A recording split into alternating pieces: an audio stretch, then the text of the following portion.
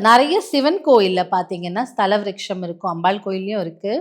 சிவன் கோயில்ல பர்ட்டிகுலரா வன்னி மரம் இருக்கும் சிவன் கோயிலும்.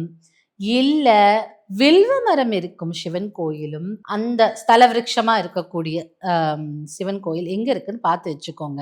அப்படி வச்சுட்ட பிறகு நீங்க என்ன பண்ணணும்னா, உங்க குறைகளை இந்த வன்னி மரமும், வில்வ மரமும் நம்ம சொல்ற குறைகளை காது கொடுத்து கேட்குமாம். நல்லா இருக்கும்ல. அந்த படத்துல சொல்லுங்க, "இந்த மரம் என் ஃப்ரெண்டுங்க கை தட்டினா பழம் குடுக்குங்கங்கிற" மாரி வில்வ மரமும், வன்னி மரமும் நம்ம பேசினா கேட்குமாம். அப்படிப்பட்ட சக்தி வாய்ந்தது. வன்னி மரம், வன்னி இலைய சும்மா பறிச்சு வச்சுக்கிட்டு போனாலே பாதுகாப்பு இல்லையா? அப்போ நம்ம லக்ஷ்மி கடாட்சம்னு சொல்றாங்க அந்த மாதிரி. இந்த வன்னி மரத்தையும், வில்வ மரத்தையும் எந்த சிவன் கோயில்ல இருக்கோ, சிவாலயங்கள்ல இருக்கோ, அத தெரிஞ்சு வச்சுக்கிட்டு, நீங்க என்ன பண்ணுங்கன்னா, நாள், கிழமை, கோள் எல்லாம் கிடையவே கிடையாது. என்னைக்கு உங்களுக்கு தோணுதோ நல்லது நாள். போயிட்டு 21 முறை அந்த மரத்தை சுற்றி வந்து, உங்க குறைகளை, உங்களுடைய கஷ்டங்களை சொல்லுங்க.